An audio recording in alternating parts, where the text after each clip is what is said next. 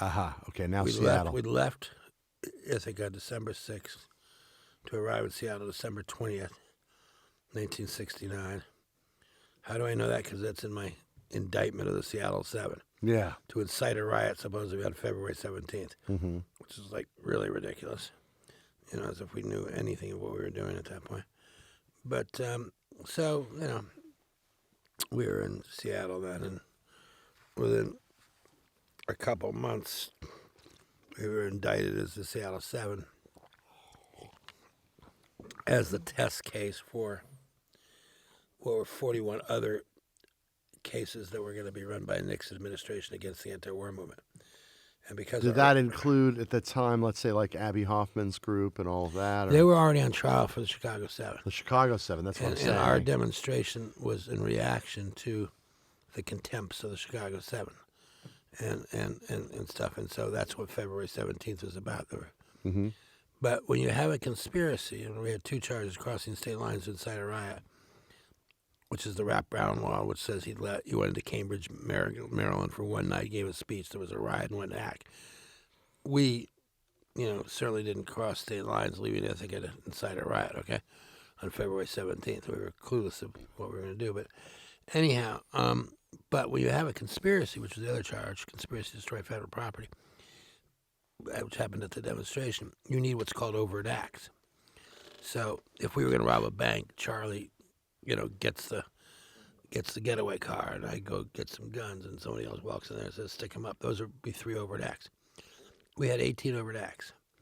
At every overt act we had, of a so-called conspiracy, radio, TV, and print people were there covering it, and there were at least 500 people. So we were giving speeches about the war, trying to be covered by the press as much as possible on a daily basis. And that was a conspiracy, really?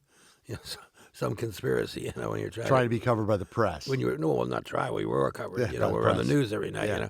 That's not exactly a conspiracy. So we were going to win the trial and all that stuff, and we're winning the trial,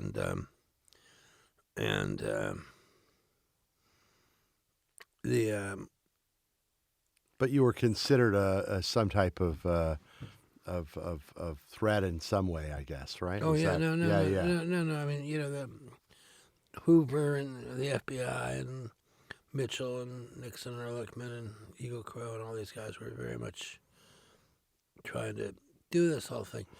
But basically, as we were discrediting their witnesses, about a few days into the trial, we got a mistrial, which we didn't want, basically giving the prosecution a second chance after we had destroyed their supposed secret spy witness. And then we went back and had a chance to talk about it, and at which point I had a woman from the Seattle Rep design a Nazi flag. You ever seen a Nazi flag in person? Yes. I've never seen one. You have? I think I have at some point, yeah, but not... Sure? Oh, probably not a proper one. Well, it's a pretty with amazingly swastika, powerful right? symbol. Of course, yeah. And we made a huge one, I don't know, about 10 by 15, because the Judge Bolt had an elevated thing. And when I did my thing, Michael Abels and I presented him with this Nazi flag draped on his high-up bench, which got us, top story on 2 networks and above the fold in the New York Times. I mean, as I accused him of being a good German for, going along with the Vietnam War.